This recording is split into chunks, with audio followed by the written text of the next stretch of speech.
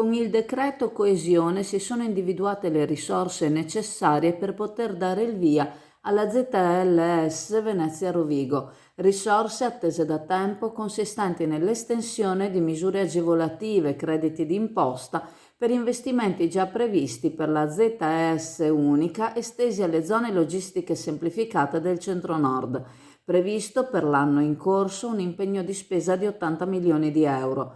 Questa misura potrà garantire l'efficienza operativa alla ZLS Porto di Venezia Rodigino, da tempo attesa dai cittadini e dalle imprese del Veneto. A darne la notizia Massimo Bitonci, sottosegretario al Ministero delle Imprese e del Made in Italy, il quale ha avuto modo di seguire le varie fasi del processo.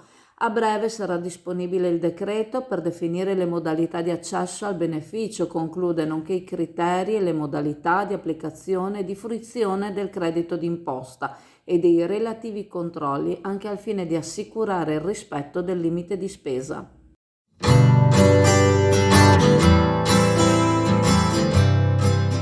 Dal 1978 a Borgo San Giovanni a Chioggia la pasticceria Serenissima propone la sua caffetteria, la sua pasticceria artigianale, dolce e salata, e le gustose torte per tutte le occasioni e ricorrenze. Gusta la tua colazione alla pasticceria Serenissima con la sua selezionata caffetteria e le sue brioche artigianali. Pasticceria Serenissima a Borgo San Giovanni, a Chioggia.